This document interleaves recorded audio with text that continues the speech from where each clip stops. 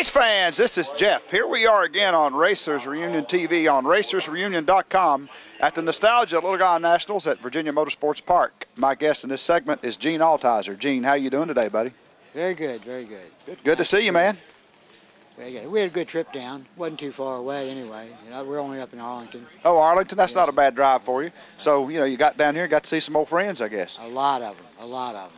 You know, that's what's cool about these things, man. You get to see people you haven't seen in a while. I don't think you'd ever go one place in your life and not run across somebody old at a new acquaintance that you've, you know, seen or heard of or you talked to 45, 50 years ago. You've always seen them. That's great, man. That's a good thing about these kind of events. And let's talk about Gene Altizer and your drag racing background, when you got into it and how and why. How long have you been racing? I started in 1951 racing motorcycles, and I didn't start racing some cars till 55 when I got my driver's license, because you only had to be 15 back then to get a driver's license. Yeah.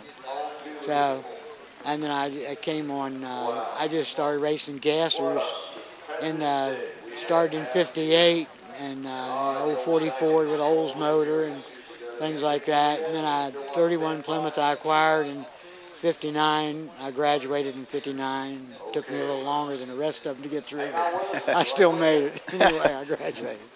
But anyway, I built that little car there, and we raced it locally at Aquasco and Manassas and everywhere else. Manassas is our local track. I was born and bred on it, because that's where I started racing motorcycles in 51 and 52 down there. And they sort of opened up the bottom half anyway. Right. Not cars till 52, 53. But then I went, we got to go to the Nationals in 62. Chuck Stolze, we built a 404 cubic inch big, small block, but that was 404 cubic inches in a little 283 block back at that time. Not a 327, but a 283. Amazing what you could get out of those 283s. Oh yeah, and now Chevrolet Motor Divisions they made all their engines and copied everything that we did back then and all. Right. Cutting the block out and clearancing everything. Right. Longer push rods, you know, a small profile camshaft in it and all that, you know. So it was a good thing. It was really an experience doing all that stuff and growing up with it. And I don't think I'd give anything in my whole life for anything that I did back then, because we did everything that nobody in this lifetime will ever be able to accomplish. Right. You know, I mean, we've covered 50 years of drag racing and made everything and done everything, and now there's hardly anything for anybody else. I know they can, but you know. Yeah, it's different now, isn't it? Yeah, I mean, that's something I'd like to talk to you about too, is racing today and how it's changed and what you think about the sport today. Well, I have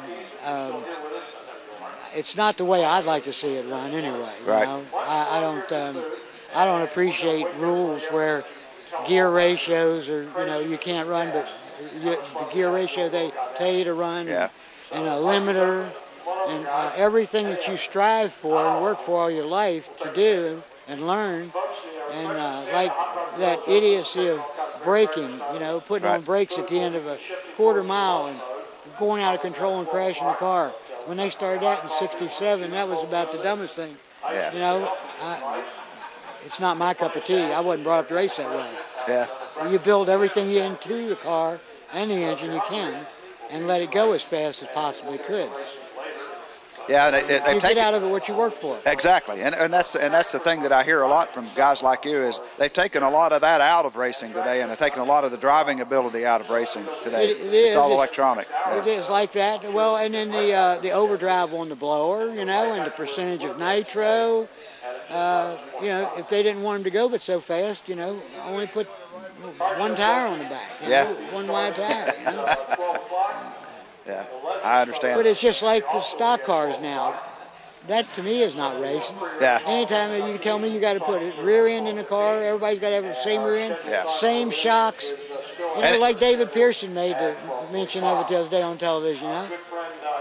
Throw out the laptop. I wouldn't even race. Yeah. I wouldn't even race. I wouldn't get my hands dirty. Yeah, you know, and the cars in stock car racing don't even look like they all look like the same car now. I mean, you got to read the decal to tell what brand it is. Exactly. Yeah, I'm like you. I'm old school when it comes to that stuff. I liked it the way it was, and liked it when the driver had more input and the car builder, you know, all had more input rather than just pushing a button and watching it go. Yeah.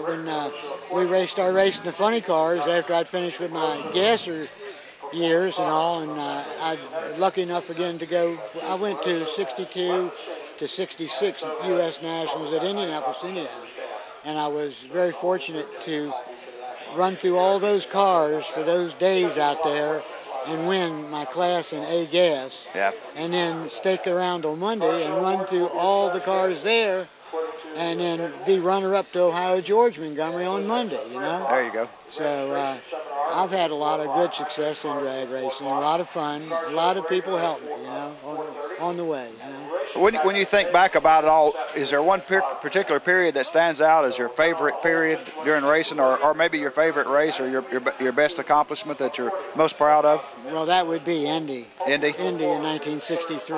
Yep. That was the highlight, you know? That's cool. Yeah. Next to going funny car racing. Yeah, I can't even imagine what it would be like to sit in a funny car, man. I mean, it just... Oh, that's a world of its own. Oh, I can imagine. God, that's a world of its own. Yeah.